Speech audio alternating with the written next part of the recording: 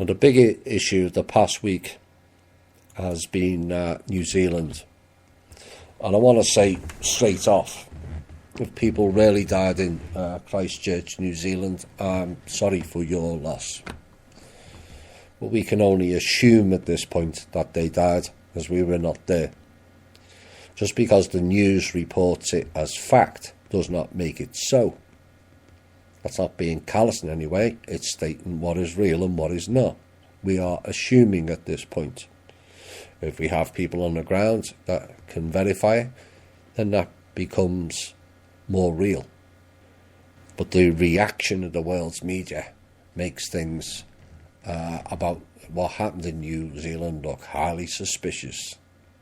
This was a media report about 10 to 20 minutes before the attack in New Zealand. Someone posted on a section of 8chan, which the media described it as a message board popular with the alt-right, that term again. And the post included links to the suspect's Facebook page, where he stated he would be live streaming and published a rambling and hate-filled document. Now, 49 or 50 people died, and the narrative who did it, why, and then links to Trump within minutes or hours is all too convenient for me. All too convenient. We've seen it so often before. And it resembles a prearranged script. Why? Because 4 people who were arrested becomes 1. And silence on what happened to the other 3. Reports of 2 gunmen suddenly becomes 1. And to top it all off, the police and the services were having a training exercise all at the same time. Same shit, different day, different country. And this is why they really deleted the video, to cover up their own fake story. Now this comes just 9 months after the children of the Parkland school shooting in Florida, who coincidentally turned up in Christchurch, New Zealand. Now, I would, people of Norway, beware, because they attended your country recently as well.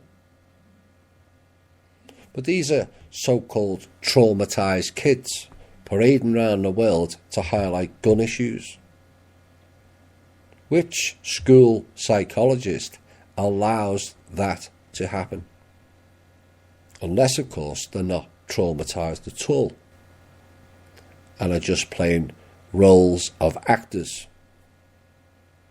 But who's allowing them to skip lessons to visit countries? Do people not ask these questions? And the question is, why are the so-called victims of a shooting going parading around the world, highlighting one incident that to some has so many holes in it, it resembles a Swiss cheese, the Parkland shooting? Funny enough, where is David Hogg these days? Perhaps he got exposed too much as being an actor, eh, David? Hogg is like David Wilcock. He gets turned on and off they run. Now, in reality land, our world, not theirs, real murders take place largely in secret or secluded places, do they not? So as to not get captured.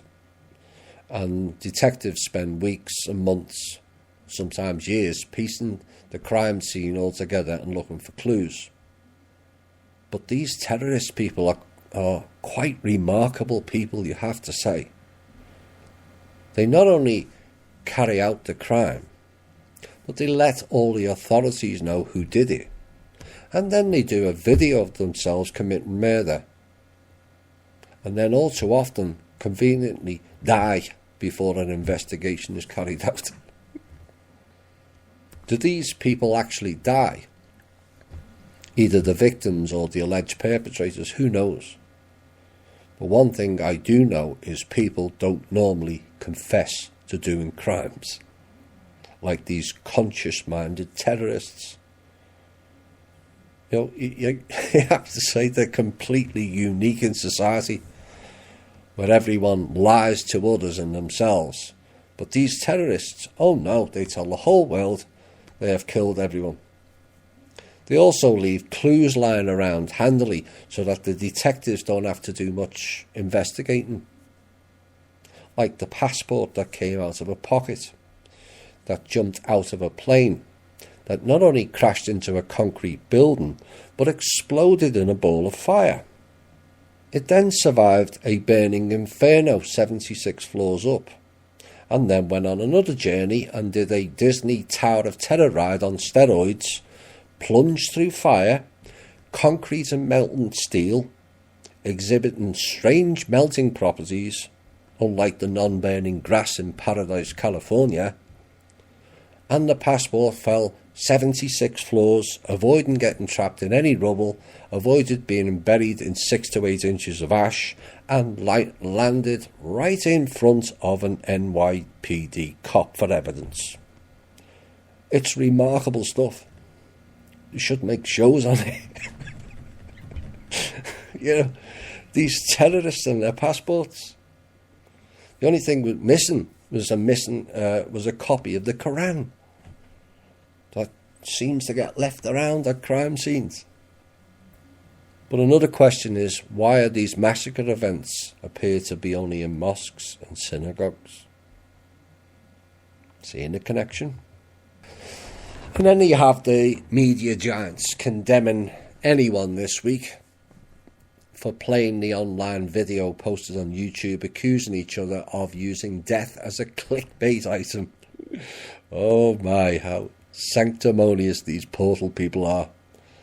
Because a more public platform posted a national story before they did, followed by more spinning of this is right-wing and or links to Nazis or white supremacists again, all conveniently packaged for the headline for the sheeple.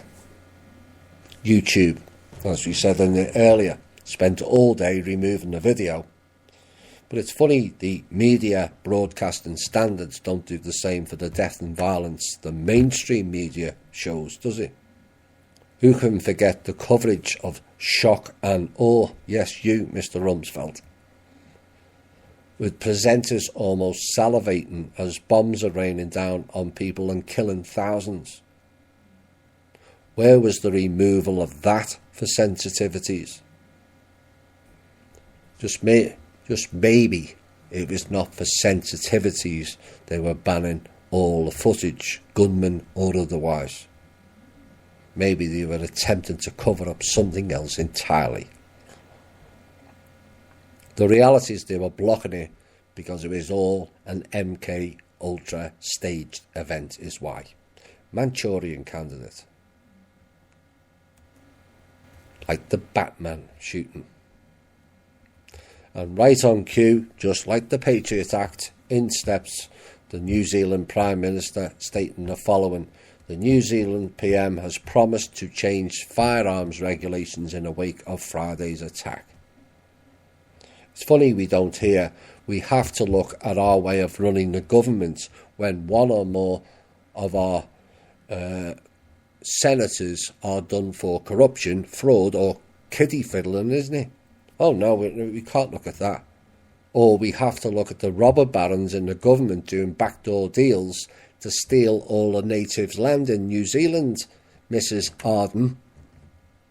Oh no, we can't be doing that. We can only use it to impinge on the people's rights, not the politicians. Well, let's all work to fix that. No chance.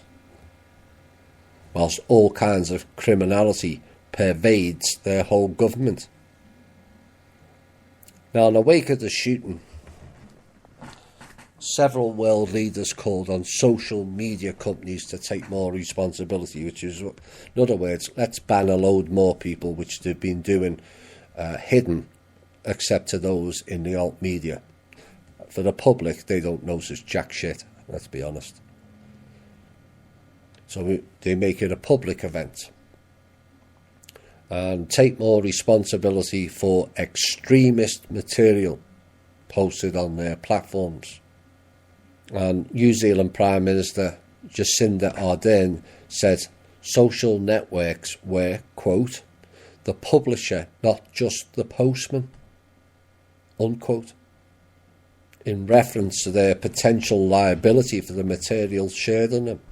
Really, Mrs. Ardern? And who made you the world's police of who can deliver news or not? So essentially what she was saying is they decide what you cannot see or hear. Personally, I think you should focus more on keeping in check what looks suspiciously like a penis in your pants personally, or was that a staged distraction piece to reflect the real issues, Mr. or Mrs. Ardern? Well, a message for you, Jacinda, and your fellow criminal band of stiflers. It's we the people who decide, not you. We are here to provide balance, as neither governments nor media provide balance or truth. And we are past the time for believing your fake narratives, false flag attempts to garner a solution for the system that we the people don't want. Manchurian Man fires a gun, people get banned from it, and new legislation is announced. Facebook, Google, Twitter promote child pornography, soliciting children, gratuitous violence, and yet nothing happens to them. Or is it ever brought up as a national or international concern? The NSA and various other rogue agencies are illegally spying on all people, hacking into their banks and their accounts, and yet where is the outrage for that? Is it ever mentioned by government or media? No. But now the social media shows something that hasn't been filtered by these same rogue elements. Oh, we have to ban that, delete it, and then give our bullshit version of the events for the ignorant public.